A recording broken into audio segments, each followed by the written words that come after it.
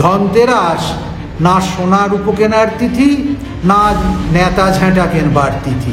ধনতেরাস রয়েছে এবং ধনতেরাসে সোনা কেনা রূপ কেনার একটা যেমন বিষয় রয়েছে, বাঙালিদের এখন একটা প্রবণতা হচ্ছে ঝাঁটা কেনা, এই ঝাড়ু কেনা, এই বিষয়গুলি খুব চলছে বলা যেতে পারে। সোনা কেনা বা কিছু জিনিস কেনা কি খুব দরকার ধনতেরাসে? ধনতেরাসের সঙ্গে কেনাকাটির যোগ একবারই শাস্ত্রসম্মত নয়, তবে দীর্ঘদিনের একটা প্রথা চলে আসছে সোনা রূপ কেনা।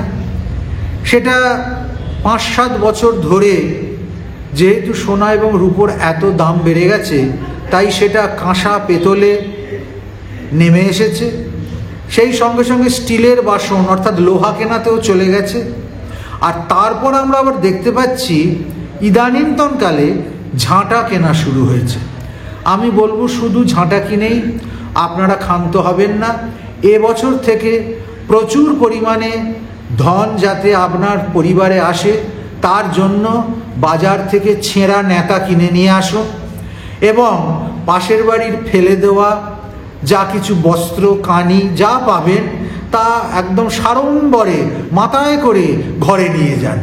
আর যত রকমের উৎকট বিকট প্রকট যা যা আছে সেই সমস্ত পালন করুন, শুধুমাত্র বড়লোক হবার জন্য আর ধন প্রাপ্তির জন্য। তার থেকে আমি বলবো ধনতেরাসের আসল অর্থ বুঝুন। ধনতেরাস না সোনা রূপ কেনার তিথি, না নেতা ঝাঁটা কেনবার তিথি। ধনতেরাস ভগবান ধন্বন্তরীর, বিষ্ণুর অবতার, আয়ুর্বেদের চিকিৎসার জনক ভগবান ধন্বন্তরীর আবির্ভাব মহোৎসব। স্বাস্থ্যই সম্পদ। সেই স্বাস্থ্যকে রক্ষা করেন যিনি, অর্থাৎ যে চিকিৎসা ব্যবস্থা, সেই চিকিৎসা ব্যবস্থাকে যিনি প্রবর্তন করেছিলেন তিনি হচ্ছেন বিষ্ণুর ধন্বন্তরী অবতার। আর এই দিনে সেই ধন্বন্তরীর আবির্ভাব হয়েছিল সমুদ্র মন্থনের অব্যবহিত পরে, যখন 14টি রত্ন উঠছে সাগর থেকে, তার একটি রত্ন হচ্ছে অমৃত কুম্ভ হস্ত ভগবান ধন্বন্তরী।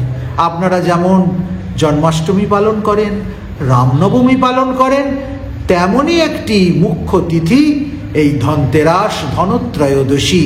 সেটাকে পালন করার চেষ্টা করুন। স্বাস্থ্য সম্পর্কে সচেতন হন। ভগবান ধন্বন্তরীকে শ্বেত পুষ্প, পঞ্চামৃত, সাত্ত্বিক নৈবেদ্য নিবেদন করে যথাযথ ধনত্রয়োদশী পালন করুন, ধন্বন্তরী জয়ন্তী পালন করুন। আরো ভালো ভালো খবর দেখতে সাবস্ক্রাইব করুন বাংলা হান্টের ইউটিউব চ্যানেল। বাংলা হান্টের আরো খবর দেখতে নজর রাখুন। বাংলা খবর মানেই বাংলা হান্ট।